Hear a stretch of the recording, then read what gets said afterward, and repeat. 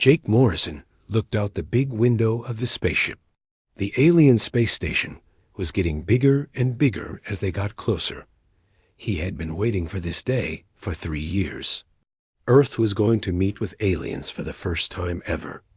Spaceship was called the East Horizon. It was not the biggest ship humans had ever built, but it was the best one for this job. Captain Lisa Torres was flying the ship. She was a good pilot who had been in space for 15 years. Next to her sat Danny Clark, who was in charge of talking to the aliens through radio. Jake was not just any person. He was Earth's ambassador. This meant he spoke for all the people on Earth. The job was scary, but also exciting. If things went well, humans would join a big group of alien races who traded with each other. Earth needed this badly because they were running out of important things, like rare metals and clean energy. The aliens they were meeting were called the Zephyrian Collective. They looked very different from humans. They were tall and seemed to be made of crystal. They talked to each other using sounds that were like music. When they first called Earth 3 years ago, they seemed friendly and interested in meeting. HUMAS Dr. Amanda Wright was also on the ship. She was a scientist who studied aliens, even though she had never seen real ones before. She had spent months learning about Zephyrian culture and language. She told Jake that the aliens seemed to value peace and cooperation above all else. The security chief was Ryan Phillips. He was a former soldier who had fought in the Mars colony wars. He carried a weapon, but the aliens had asked that no weapons be brought to their station. Earth's government had agreed to this request. They wanted to show that humans were peaceful and could be trusted. Jake carried a special bag with gifts for the aliens. There were examples of human art, music, and technology. He also had detailed plans for how humans and aliens could work together. The scientists on Earth had spent 2 years making these plans perfect. As they got closer to the station, Jake felt nervous. He was about to meet beings from another world. Everything he said and did would be remembered forever. If he made mistake, it could mean humans would never get another chance like this. The alien station was huge. It was 10 times bigger than the biggest human space station. It was made of the same crystal material as the aliens themselves. The whole thing seemed to glow with a soft blue light. As they watched, the light pulsed in patterns that looked like the alien language. Captain Torres spoke into her microphone. Zephyrian Station, this is the ESS Horizon requesting permission to dock. The answer came back in the musical language of the aliens. Danny Clark's computer translated it into English. Permission granted, human vessel. Welcome to Collective Space Station Harmony. Please dock at Port 7. Jake felt his heart beating fast. This was really happening. Humans were about to set foot on an alien station for the first time in history. Dr. Wright checked her instruments. One more time. The air inside the station is safe for us to breathe, she said. The gravity is a little lighter than Earth normal, but we should be fine. Ryan Phillips made sure his weapon was locked in the ship's safe. I don't like leaving. Our guns behind, he said. But if this goes wrong, a few small weapons won't help us anyway. The docking was smooth. Captain Torres was an expert at this kind of thing. There was a soft bump as the two ships connected. Then they heard the hiss of air as the airlocks opened. Jake took a deep breath. He had practiced this moment 1,000 times, but now that it was real, his mouth felt dry. He looked at his team. They were all counting on him to represent humanity well. Remember, he said to his team, we are not just people from Earth today. We are speaking for everyone who has ever looked up at the stars and wondered if we are alone. Let's show them that humans deserve a place among the stars. The airlock door opened. On the other side stood 3 Zephyrian beings. They were even taller than the videos had shown. Their crystal bodies caught the light and threw it back in beautiful patterns. When they spoke, It sounded like a chorus of bells. "Welcome, humans of Earth," the lead alien said through a translator device. "I am Veltar, speaker for the collective. We have traveled far to meet you." Jake stepped forward and bowed the way Dr. Wright had taught him. "Thank you for welcoming us, Speaker Veltar. I am Jake Morrison, Ambassador of Earth. We are honored to meet you." The alien made a sound that the translator said was pleasant greeting. "Come, Ambassador Morrison. The Collective Council waits to meet you. Today begins a new chapter in galactic history." Jake followed the aliens into their station. The walls seemed to sing softly as they walked. Everything was beautiful and peaceful.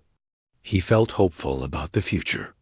Earth was about to join a community of worlds that had been peaceful for thousands of years.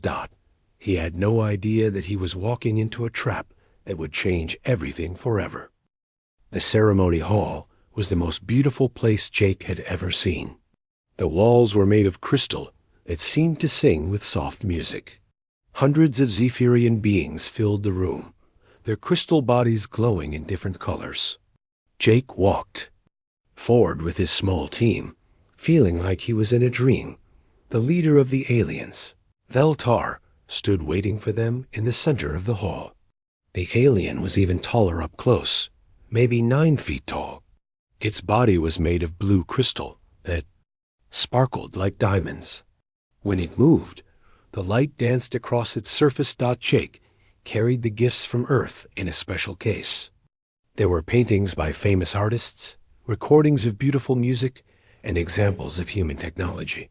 He had practiced this moment many times. He would give the gifts, make a speech about friendship, and then begin the talks about trade. But something felt wrong. The other aliens in the room were not making the pleasant sounds that meant welcome. Instead, they were making sharp, angry noises. Dr. Wright, who had studied their language, looked worried. "Ambassador," she whispered, "I think something is wrong. The sounds they are making, they are not happy sounds." Jake tried to stay calm. Maybe this was part of their ceremony. Different cultures had different ways of doing things.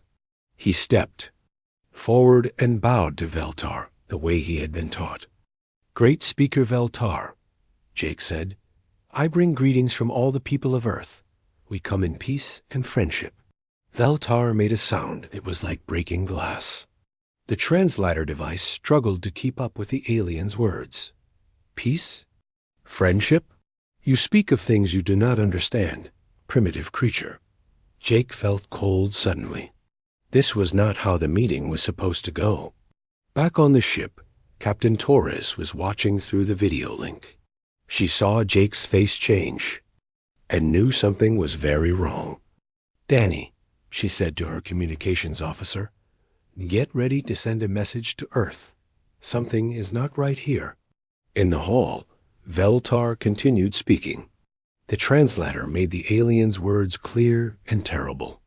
"You humans think you deserve to join the collective. You think you can sit with beings who have existed for millions of years. But you are nothing. You are insects who learned to fly between stars." More aliens entered the hall. These ones were different. They wore what looked like armor and carried weapons that glowed with energy. They surrounded Jake and his team. Dr. Wright tried to step forward. "Please, there must be some mistake. We came here in peace. We followed all your rules." One of the armored aliens pushed her back. She fell to the crystal floor, and her equipment scattered. Ryan Phillips moved to help her, but more aliens pointed their weapons at him. Jake felt anger rising in his chest, but he forced himself to stay calm. He was a diplomat. His job was to solve problems with words, not fighting. "Speaker Veltar, if we have done something wrong, please tell us. We want to fix any mistake." Veltar made a sound like laughing, but it was cruel and cold. "Your mistake was existing, human. Your mistake was thinking you could join us. Look at you. You are soft and weak. You live for barely 100 years. You fight wars over scraps of land on your tiny world. The alien leader moved closer to Jake. We brought you here to teach the galaxy a lesson. No primitive species will ever again think they can join the collective. You will die here, and your death will be seen by millions of beings across the stars. Back on the ship, Captain Torres was recording everything. She knew this would be important evidence. But she also knew that Jake and his team were in terrible danger. "Captain," Danny Clark said, "I'm picking up transmissions. They're broadcasting this to other star systems. This is being watched by aliens all over the galaxy." The trial began, but it was not a real trial. It was a show. The aliens accused Jake of crimes he had never committed. They said humans were guilty of being inferior. They said Earth was a disease that would spread across the galaxy if not stopped. Jake tried to defend himself and his people. "We are not perfect," he said, "but we are trying to be better. We want to learn from you. We want to share what we know." But the aliens did not want to hear his words. They had already decided what would happen. This was not about justice. This was about showing the galaxy that the collective was in charge. The sentence was death. Jake would die as an example to any other species that thought they could join the advanced aliens. As the guards moved toward him, Jake thought about Earth. He thought about his wife and children. He thought about all the people who had worked so hard to make this mission possible. He thought about the dreams humans had of traveling to the stars and meeting other intelligent life. Dr. Wright was crying. Ryan Phillips was shouting and trying to break free from the guards. Captain Torres was screaming orders on the radio, but there was nothing she could do. Jake looked up at the crystal ceiling of the hall. Somewhere beyond it were the stars. Somewhere out there was Earth, where billions of people were waiting to hear about this historic meeting. He activated his emergency communicator. It would send one last message to Earth. The message would tell them what had happened here. It would tell them that the aliens were not friends. It would tell them that humanity was alone in a dangerous galaxy. "This is Ambassador Morrison," he said into the device. "The mission has failed. We were betrayed. Protocol 7. Remember who we are." The alien weapon fired. Jake Morrison, Earth's first ambassador to the stars, died far from home. His death was broadcast across the galaxy as a warning to any species that might dare to think they were equal to the collective. But the aliens made one terrible mistake. They thought Jake's death would make humans afraid and weak. They did not know that humans had been preparing for this possibility for a very long time. On Earth, Jake's final words were heard by people who had been waiting for them. Protocol 7 was not just a message. It was a code that would wake up something they see aliens never expected. The galaxy was about to learn that humans were not as helpless as they seemed. Captain Torres ran to the bridge as fast as she could. Her heart was beating so hard she could hear it in her ears. She had just watched the aliens murder Jake Morrison in cold blood. The ambassador had been a good man, a peaceful man who only wanted to help his people. "Danny, get us out of here now," she shouted to her pilot. "Maximum speed. Don't wait for clearance." The S-Horizon pulled away from the alien station as fast as its engines could push it. Behind them, the crystal station grew smaller, but Torres knew she would never forget what she had seen in that terrible hall. Dr. Wright was crying as she worked at her computer.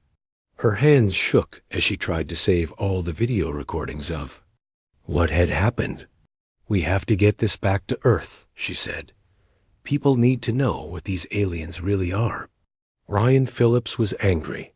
He had been a soldier for 20 years, and he had never felt so helpless. "We should have brought weapons," he said. "We should have been ready to fight." "It wouldn't have mattered," Torres said. "There were hundreds of them. But you're right about one thing. We were not ready for this. The ship's quantum radio was. working as hard as it could to reach Earth.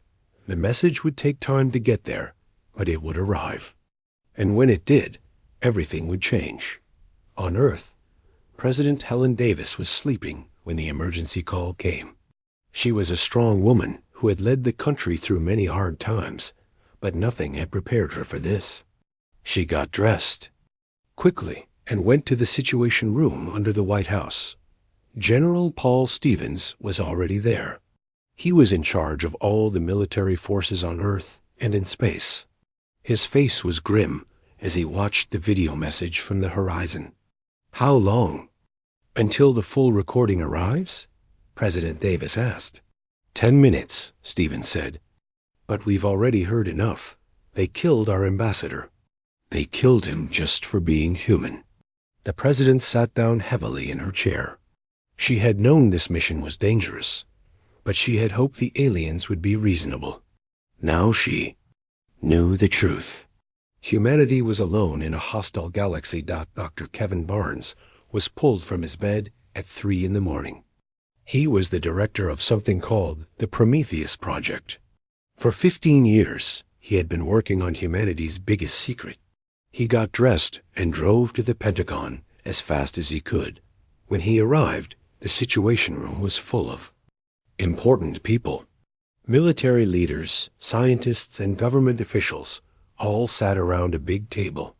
On the screen was the terrible video of Jake Morrison's death. "Dr. Barnes," President Davis said, "is the Prometheus Project ready?" Barnes looked around the room. He had hoped this day would never come. "Yes, Madam President. We've been ready for 3 years. But are we sure we want to do this?" General Stevens answered for her. "They executed our ambassador on live television. They broadcast it to the whole galaxy as a warning. They made it clear that humans are not welcome among the stars." The president stood up. Jake Morrison's last words were Protocol 7. Remember who we are? He knew what those words meant. He knew what we would have to do. Protocol 7 was humanity's darkest secret. It was not just a military plan. It was a complete change in how humans thought about themselves and their place in the universe. For 50 years, ever since humans first started going to space, they had been preparing for the possibility that they might meet hostile aliens. The preparation was incredible. Hidden military bases were built throughout the solar system. Weapons were developed that could destroy entire fleets. Soldiers were trained for a war that might never come. And all of it was kept secret from the public. But it was more than just weapons and soldiers. Humanity had been preparing psychologically for this moment. Schools taught children about the possibility of alien contact. Movies and books showed humans fighting for survival against hostile aliens. The whole culture was slowly prepared for the idea that humans might have to fight for their right to exist. Dr. Barnes pulled up a holographic display that showed the solar system. What looked like normal space stations and mining operations were actually military bases. The asteroid belt was full of weapons platforms disguised as mining equipment. The colonies on Mars and the outer planets were really military outposts. How long will it take to activate everything? President Davis asked. 12 hours for the first wave, Barnes said. 72 hours for full activation. But once we start this, there's no going back. The galaxy will see what humans are really capable of. The president looked around the room. These people had been planning for this day for decades. They had hoped it would never come, but they were ready. "The aliens think they can kill our people and use it as entertainment," she said. "They think humans are weak and primitive. They're about to learn how wrong they are." General Stevens activated his communication device. "All units, this is command. Protocol 7 is now active. Repeat, Protocol 7 is now active. Begin Phase 1 operations immediately." Across the solar system, hidden bases came to life. Weapons. Systems that had been disguised as scientific equipment revealed their true purpose. Ships that had been called exploration vessels showed their real nature as warships. The asteroid mining operations deployed battle stations that had been hidden for years. On Mars, Commander Nick Taylor received his orders. He had been waiting for this day since he joined the military. His fleet of ships had been hiding in the shadow of Pluto for 3 years, waiting for the signal. Now it had come. All ships, this is Commander Taylor. We are now at war. The aliens executed our ambassador. They think humans are weak. We're going to show them what happens when you mess with Earth. The activation of Protocol 7 was like waking up a sleeping giant. What the galaxy had seen as a single primitive world was really a highly organized military power that had been preparing for war for decades. The aliens had made a terrible mistake. They had killed Jake Morrison, thinking it would make humans afraid. Instead, they had started a war that would change the galaxy forever. They were about to learn that humans were not the weak, primitive creatures they thought they were. Humanity was about to remind the galaxy why they had survived every disaster their dangerous planet had thrown at them. The aliens had wanted to see what humans were really like. They were about to find out. The change happened so fast that the aliens could not believe what they were seeing. One day, humans looked like primitive creatures from a single planet. The next day, they had a military force that covered their entire solar system. Commander Nick Taylor stood on the bridge of his flagship, the EWS Retribution. For 3 years, his fleet had been hiding in the cold, dark space beyond Pluto. The ships looked like ice chunks from far away, but they were actually the most advanced warships humans had ever built. All ships, this is Taylor, he said into his microphone. Today we show the galaxy what happens when you hurt our people. Jake Morrison was a good man. He died trying to make peace. The aliens killed him for sport. That ends now. His fleet had 50 ships, each one built for war. The aliens had no idea these ships existed, while humanity was talking about peace and friendship. Their military was preparing for the worst possible outcome. The first target was a Zephyrian patrol fleet near the edge of human space. The aliens had been watching Earth's solar system, probably planning their next move. Commander Taylor's ships moved in silently, using technology the aliens had never seen before. The quantum disruptors were Dr. Barnes' greatest creation.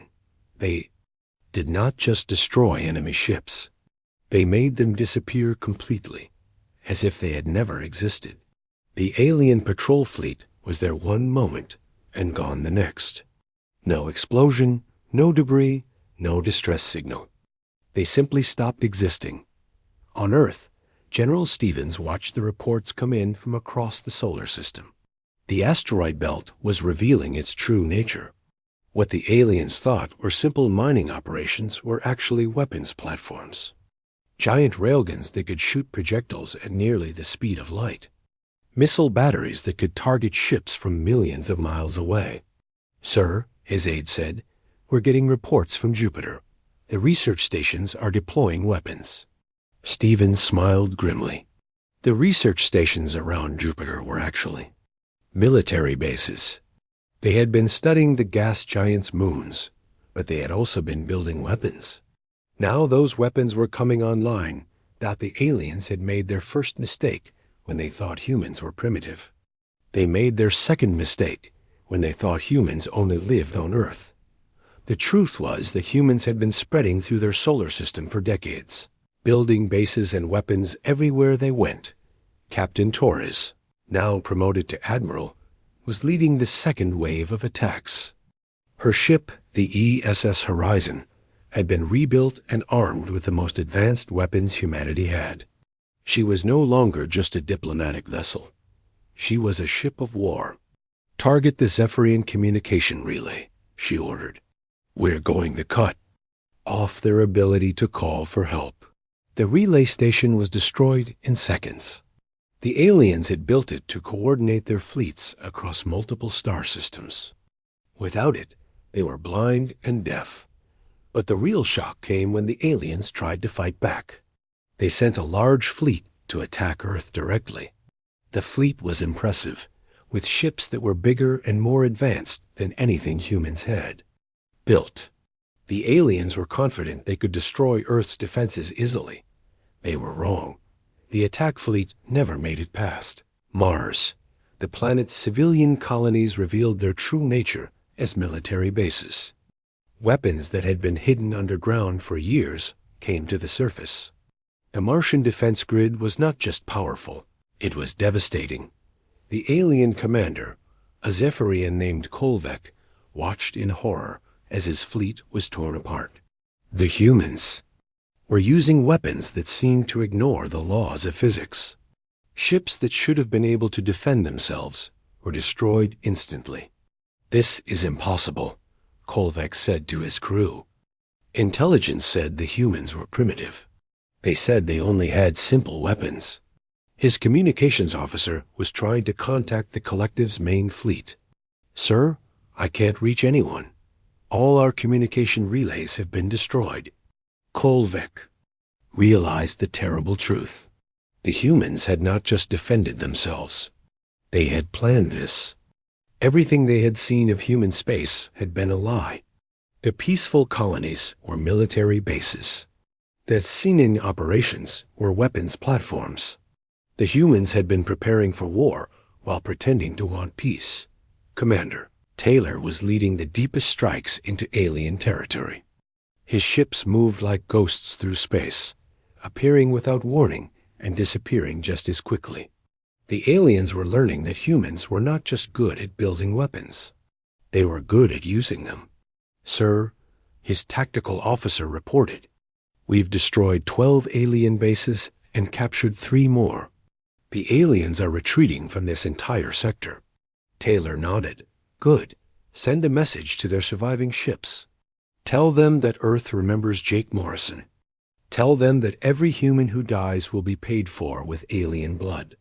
The message was broadcast on all alien frequencies. It was simple and clear. Humanity was no longer asking for permission to exist among the stars. They were taking their place by force. Dr. Barnes watched the war from his command center on Earth. The weapons he had developed were working perfectly. The aliens' technology was advanced, but it was not designed for total war. They had been peaceful for so long that they had forgotten how to fight. "The aliens are trying to surrender," his aide reported. "They're sending messages asking for peace talks." Barnes shook his head. Too late for that. They had their chance for peace when they met Jake Morrison. They chose war instead. The war was not just about revenge. It was about showing the galaxy that humanity would not be pushed around. The aliens had thought they could kill a human ambassador and use it as entertainment. Now they were learning the cost of that mistake. The Zephyrian collective had ruled their part of the galaxy for thousands of years. They had never faced a species that could match their technology and exceed their brutality. They had made the fatal error of assuming that a young species would be weak. Humanity was showing them that being young did not mean being weak. It meant being hungry, angry, and willing to do whatever it took to survive. The aliens had awakened. Something terrible, and now they would pay the price. The galaxy was about to learn a new rule. Never underestimate a species that has fought its way up from the bottom of the food chain. The war ended faster than anyone had expected. The Zephyrian collective, which had controlled their part of the galaxy for thousands of years, surrendered after only 18 months of fighting. But the real victory had come in the first week, when humanity showed the galaxy what they were truly capable of.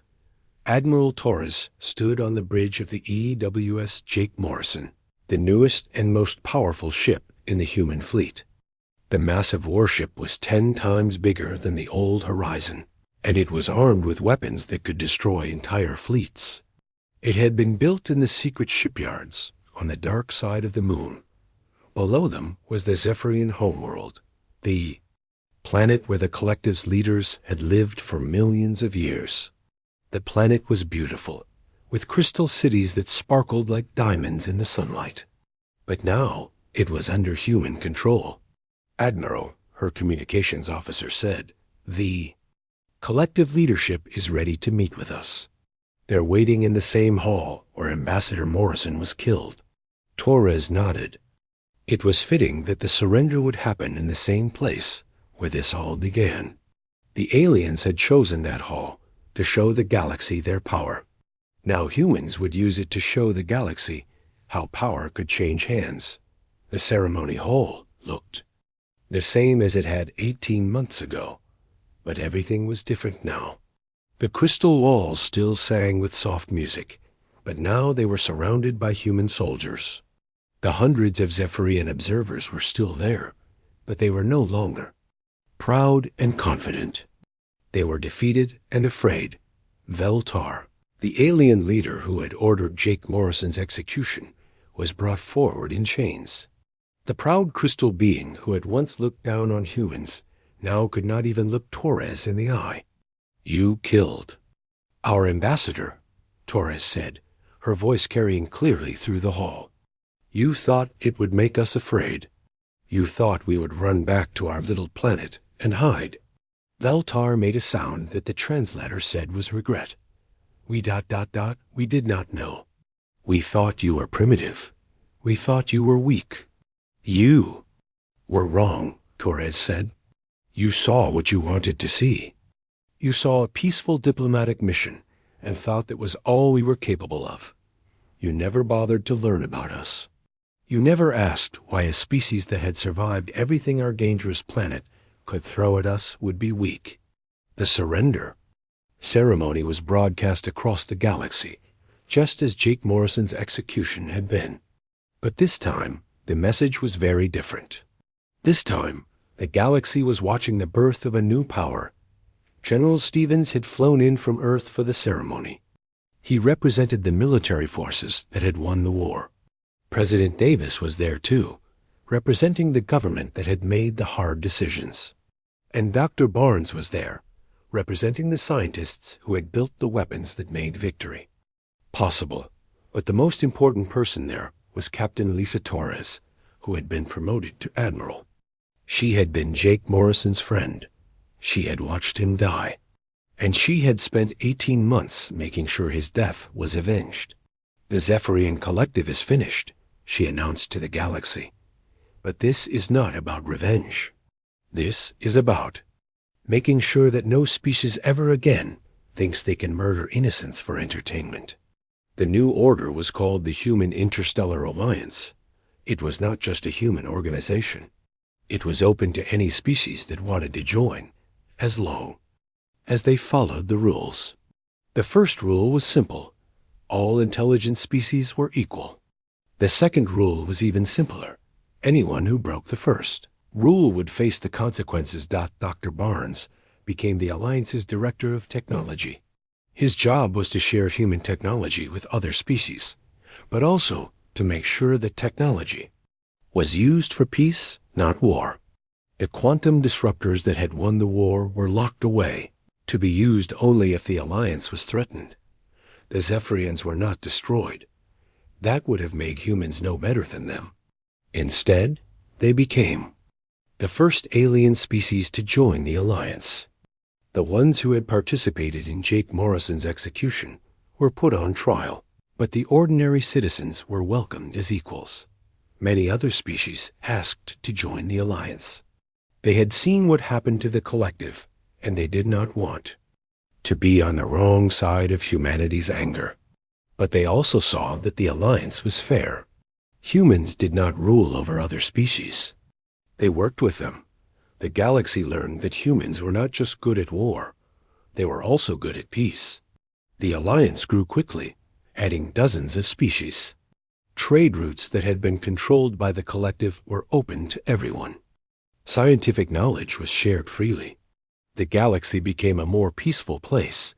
Commander Taylor, now promoted to Admiral, was in charge of the Alliance's military forces. His job was to make sure that no species ever again thought they could hurt innocents without consequences. His ships patrolled the galaxy, protecting trade routes and keeping the peace. The galaxy is different now. he told his officers. Before, it was ruled by fear. The strong dominated the weak. Now it's ruled by law. Everyone is equal, and everyone is protected. The memorial to Jake Morrison was built on the same spot where he had died. The Crystal Hall was turned into a museum where visitors could learn about the ambassador who had given his life for peace. His final words, "Remember who we are," became the Alliance's motto. President Davis visited the memorial during its dedication ceremony. She was older now, with gray hair and lines on her face. The war had aged her, but she was proud of what humanity had accomplished. "Jake Morrison came here to offer friendship," she said to the crowd. "He was killed for that offer. But his death was not in vain. It led to the creation of something better than anyone had imagined. The Alliance is his true monument." The galaxy was at peace, but it was a different kind of peace than before. It was not the peace of the strong ruling the weak. It was the peace of equals working together. And everyone knew that this peace was protected by the most powerful military force the galaxy had ever seen. Humanity had taken its place among the stars, not as beggars asking for permission, but as equals demanding respect. The species that had once been dismissed as primitive had become the guardians of galactic civilization. The aliens had wanted to teach the galaxy a lesson when they killed Jake Morrison. They had succeeded, but the lesson was not what they had intended. The lesson was that humanity would not be pushed around, and that those who hurt humans would face consequences they could not imagine. The galaxy was a better place because of Jake Morrison's sacrifice. His death had awakened humanity's true strength, and that strength was now used to protect the weak and keep the peace. The ambassador's dream of cooperation among species had come true, but only after his murderers learned the cost of their cruelty. Human beings had proven that they deserved their place among the stars. They had done it the hard way, through strength and determination. But now that they had earned their place, they used it to help others. That was the true measure of humanity's greatness.